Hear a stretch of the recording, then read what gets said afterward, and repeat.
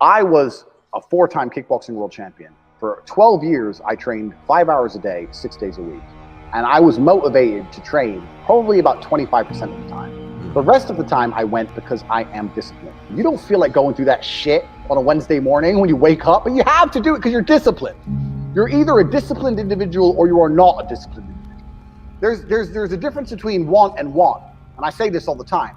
People say to me, I want to be rich. And I say, okay, well, I want to be able to ice skate, but I don't want to be able to ice skate enough to go learn how to ice skate because I can't be bothered. I mean, surely if I could click my fingers and be a figure skater, I'd click my fingers. Who wouldn't? But I don't want to actually go train because I don't want it enough.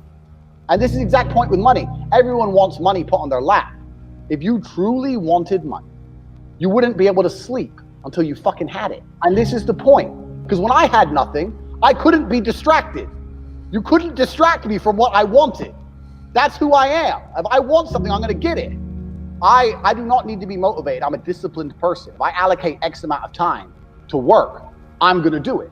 But that is the bottom line answer. It's discipline. You're going to have to work when you don't feel like working. That's how it's going to have to be, or you're never going to be in it.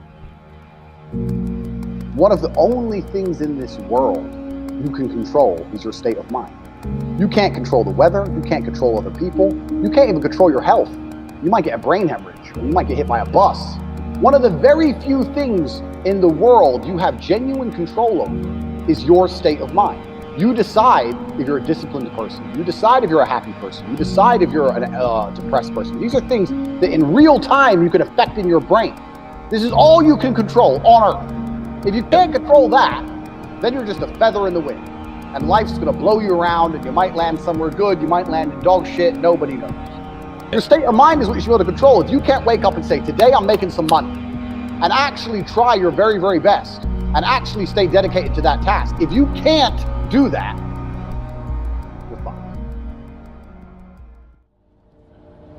Motivation isn't real. Everyone says this. Motivation is not real. Discipline is real. I do not feel like training, but I still train because I'm a disciplined individual. You don't get to go through life only doing the things you feel like doing. So this is down to you, my friend. And listen, you may feel fired up for 10 minutes after this little talk, but you're not going to feel fired up forever. You need to put systems in place. You need to get discipline. You need to get an atmosphere of people around you who are going to keep you accountable and not make it easy for you to continue to be a fucking nobody. And then you're going to fix your life. Otherwise, you're going to stay a nobody. You're tired. You don't want to work. You want to go to sleep and just relax. You do it fucking anyway. That is the most basic imperative of the masculine frame, which has been destroyed in real time. They are trying to convince you that you should act how you feel. You should show more of your feelings. If you feel this way, you should show it. If you want to cry, cry. What I'm saying is the reason they're trying to bring out emotionality in you is because of exactly what Myron said. Most of the time, you don't feel like doing the things you're supposed to do. But the true masculine frame throughout history was doing the things they didn't want to do, but they knew they had to do because they had honor and duty. That's what honor and duty means. Do you think the men on the Titanic wanted to stay on the fucking Titanic? No, we're men. We have to stay. We're scared, but we must. It's our duty to let the women and children on the lifeboats. This is masculine duty. A good man controls himself.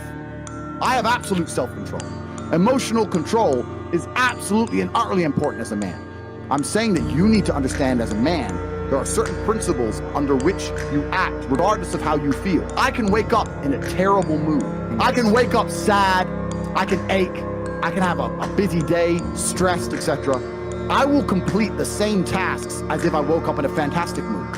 I'll do the same things because how I feel has no bearing on the things I'm going to do in my day because I have duty to myself and to my bloodline. Because you think there's something wrong with you. You go, well, I lack motivation. I don't have the motivation to go to the gym. Well, here's the news flash. Neither did I. And I still did it. So now what are you going to say? Now you have no excuse, right? Oh, you're scared to get in the ring. So was I. I still did it. Scared to get in the cage. So was I. I still did it. Being a man isn't about not feeling things. It's about acting the way you're supposed to act regardless of how you feel. We act. We're men of action. We get things done. So the world got built. All of it. All the men who built the skyscrapers felt scared. They did it anyway. You need to become a man of action. Stop worrying about how you feel and start worrying about what you're supposed to be doing. How about that? I've always been disciplined myself because I've always lived a disciplined life. I lived in a disciplined household. Like there was no such thing as I don't want to. So even now, if I wake up and I don't want to do something, I don't need someone to tell me to do it because I'll do it anyway. I mean, who wants to run a marathon? Nobody. Who wants to do that? You just do it, don't you? Because, you know, it's the thing you're going to have to do, and you have to blood, sweat, tears. There is a version of the world where you can feel things and really not give a f how you feel. Like if I feel sad, it does not change how I act, and it does not change the things I do. If I don't feel like going to the gym, I go to the gym. If I don't feel like working, I will still work. If I wake up in a happy mood and I have a business to run, if I wake up in a sad mood, I have the same shit to do. I'm going to get it done. So where's the importance of it? It's in my mind, that's how I view it. Like, how does that affect what I'm going to do? Well, nothing. It doesn't. Motivation in and of itself is a scam. I don't believe in motivation. I believe in discipline. I am not motivated to do the things I'm supposed to do. I don't wake up full of like joy. I have to go to the gym, or that I have to work, or not deal with crap. I don't feel motivated to do them. I'm disciplined. I do them regardless of how I feel. Whether I'm in the mood to do it or I'm not in the mood to do it, it gets done. That's discipline. Discipline's a real thing. Motivation is fleeting. You're never going to be permanently motivated. If you're the kind of person who can only try hard at something he enjoys, then you're going to fail. If you truly want to win, you can't only want to win when you're happy, and you can't only want to win when you're motivated. You're competing against men like me who will perform even when it's raining, not only when the sun is shining. And if you're going to be the kind of person who can only do it in one of those scenarios, you are going to lose. You must be prepared to perform all of the time. I have a lot of people who message me and say, oh, I struggle with motivation. And my answer is simple. Then stay a loser. If you can't find the motivation to not be a loser, then I strongly recommend you just stay a loser, stay in your lane, and stay out of my way. I have no time for people who cannot find the motivation to fix themselves and fix their own lives. I've been the kind of person who will perform 7 days a week. It doesn't matter how I feel, it doesn't matter what's happened, it doesn't matter if I'm happy or sad, things must be done. And this is the mindset you need to adopt if you want to be a winner. I think a man should have absolutely no interest in whether he's actually happy or not. If I wake up and I'm unhappy, I will do the exact same things as if I am happy. I will go to the gym the same. I will work the same. How I feel has no impact on how I live my life. I don't think happiness as an index is a healthy view for a man to have on life success. If you're waking up and going, oh, am I happy, am I not? You're looking at life wrong. I think as a man, if you put happiness if you move it down the scale, right? And you start looking at, am I successful? Am I competent?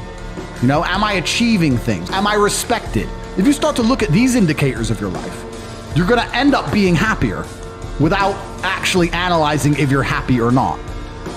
You have to just work. At some point you have to bite the bullet and just work. Working harder is never going to not help. No matter what scenario you're in, working harder is never going to not help you.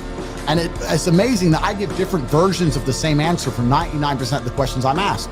Work harder.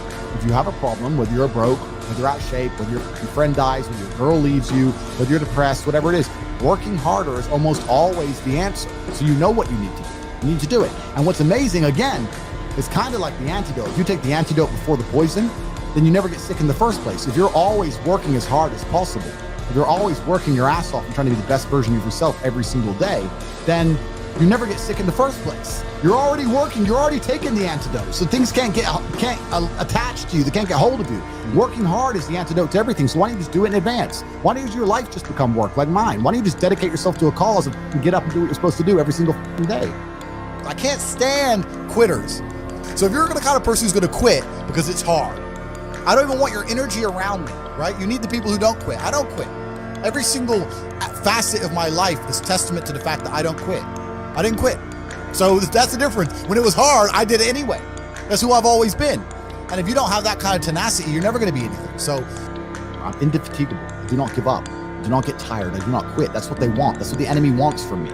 They want to try and win a war of attrition. They want to wear me down and hope I quit and give up. I am not that guy. I'm not that guy. I'm the guy who keeps going.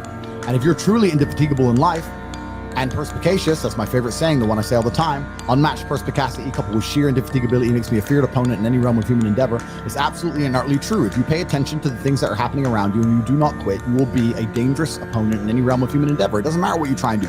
I'm a man who lives true to God and says what he means and means what he says, and I know the things I say are good for society and good for the world. I didn't put a fucking magic spell on anybody. The reason people listen to me is because they like what I say and they know that I'm telling the truth. That's the reason I am here. And I'm going to continue to do that. and there's nothing anybody can do about it.